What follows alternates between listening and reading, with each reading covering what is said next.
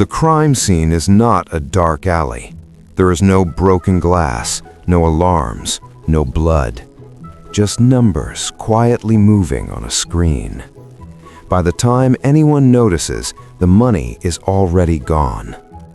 That is the uncomfortable truth about modern financial crime. The biggest thefts in history did not happen with guns. They happened with spreadsheets, contracts, and people who looked respectable.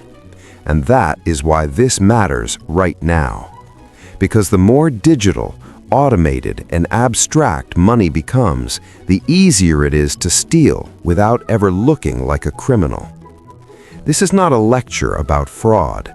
This is a story about how perfectly legal systems are engineered and how they are quietly turned into crime scenes. Let's start with something simple. Every financial crime depends on one thing: trust. Not blind trust, structured trust. We trust banks to hold deposits. We trust auditors to verify numbers. We trust regulators to watch the system. We trust markets to reflect reality. Without trust, nothing moves. But here's the part no one likes to say out loud. Every layer of trust is also a point of attack, and the most effective criminals do not break systems, they become part of them. Take one of the most famous financial crimes in history, Bernie Madoff. For decades, he ran what appeared to be one of the most stable investment operations on Wall Street. Not flashy, not aggressive, just consistent. Every year, steady returns, calm, predictable, which is exactly why it worked. Because real markets are messy, they fluctuate, they panic, they crash. Madoff's numbers did none of that. They were too smooth. But investors did not see that as a warning. They saw it as genius. Here's how the system worked in brutally simple terms. New investors gave him money. He told them he was investing it using a sophisticated trading strategy. In reality, he used new money to pay older investors. There were no real profits, just recycling. A classic Ponzi scheme, but it survived for decades because of one critical factor. Madoff was not an outsider. He was a former chairman of NASDAQ, respected, connected, embedded in the financial establishment. Auditors trusted him, banks trusted him, clients trusted him. No alarms, no urgency, because nothing looked like a crime.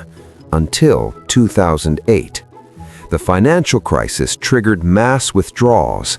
Investors wanted their money back, and suddenly the math could no longer hide. He didn't have it. Over $60 billion had never existed. The fraud collapsed not because someone discovered it, but because the system finally asked for the cash. That pattern appears again and again. Financial crimes do not end when someone realizes something is wrong. They end when money has to move in large amounts, when the numbers must become real. Now zoom out. Madoff was not a hacker. He did not exploit code. He engineered system. He knew exactly how the system verified information and how rarely anyone questioned it. Which brings us to a quieter, more uncomfortable truth. Most financial crimes are not about deception alone. They are about design. Take Enron. On the surface, it was an energy company. Behind the scenes, it was a machine for hiding debt. Executives created special-purpose entities to move losses off the balance sheet. Technically legal, barely understandable, perfectly opaque. To investors, Enron looked profitable. To reality, it was collapsing. The crime was not in stealing money directly. It was in rewriting what profit even meant. The company did not invent fraud. It engineered a system where losses could be disguised as success. Auditors signed off. Analysts praised it. Employees believed in it. Until it imploded. Billions lost. Pensions destroyed. Careers erased. Again, the system did not fail loudly. It failed politely, in quarterly reports, in footnotes no one read.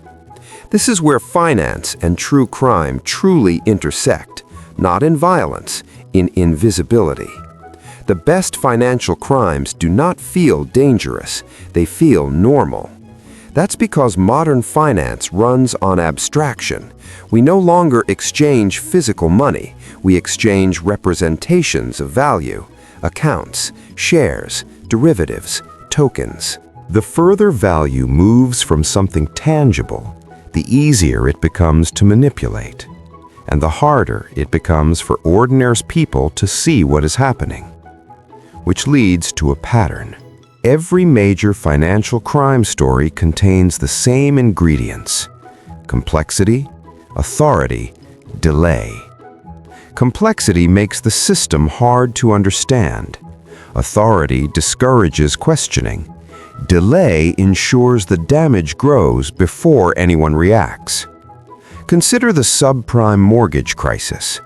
This was not one criminal mastermind, it was a network of incentives. Mortgage brokers were paid to sell loans. Banks were paid to bundle them. Rating agencies were paid to label them safe.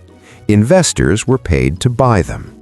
At each step, risk was passed along. No one owned the whole problem. The loans were weak. The borrowers were overextended. The housing prices were inflated. But everything looked profitable on paper, until housing prices stopped rising. Then the system collapsed under its own assumptions. Trillions of dollars in value vanished. Again, not because of a single illegal act, but because of a design that rewarded short-term gain over long-term reality. The crime was not hidden in a back room. It was embedded in the incentive structure, which is why these stories feel different from traditional crime. There is no clear moment when someone crosses a line. The line is blurred. Legality and legitimacy drift apart. Now let's bring this into the present. Crypto, fintech, decentralized finance. New systems, new promises. Same human behavior. Exchanges that hold billions with minimal oversight. Smart contracts that automate money without recourse. Projects that grow faster than anyone can audit. When something goes wrong, funds vanish instantly. No reversal, no insurance, no customer support. The code worked, just not for you. This is not because technology is malicious. It is because speed and scale amplify mistakes, and financial systems are now global by default. A vulnerability discovered in one protocol can be exploited by anyone, anywhere, in seconds. Which is why modern financial crime often feels unreal. One day the numbers are there, the next day they aren't. No sirens, no locked doors, just balances that no longer exist. Here's the part that deserves uncomfortable attention. We like to believe that financial crimes happen because of bad people, and sometimes they do. But far more often, they happen because systems reward behavior that looks profitable in the short term and catastrophic in the long term. The criminal is not always a villain. Sometimes it is a structure, a reporting rule, a compensation model, a loophole, a line of code. And once that structure exists, someone will use it, not necessarily because they are evil, but because the system quietly encourages it. Which leads to the contrast between hype and reality. The hype says modern finance is more transparent than ever. Blockchain is public, markets are efficient, data is everywhere. The reality is that complexity is the new camouflage. Information exists, but interpretation does not. You can see every transaction on a blockchain. That does not mean you understand what it does. You can read every financial statement. That does not mean it reflects the underlying risk. We live in a world where financial systems are open only to those who can decode them. For everyone else, trust is still required. And where trust exists, so does the opportunity to exploit it. Now zoom out even further. Why do these stories keep repeating? Because finance has one unavoidable trait. It is built on belief about the future. We lend because we believe we will be repaid. We invest because we believe profits will grow. We insure because we believe risks can be priced. When those beliefs are wrong, the system corrects. When those beliefs are manipulated, the system collapses. And when belief becomes detached from reality for long enough, the correction is never gentle. The biggest financial crimes do not just steal money, they reshape behavior. They make people cynical. They erode confidence. They push systems toward regulation, or collapse, or reinvention. Every scandal leaves behind a question. Not just who was responsible, but how did this become possible? And that is the question worth sitting with. Because the next great financial crime will not announce itself. It will not feel illegal at first. It will feel innovative, efficient, even necessary. It will be praised, funded, defended. Until the moment the numbers are asked to become real. So here's the thought to leave with.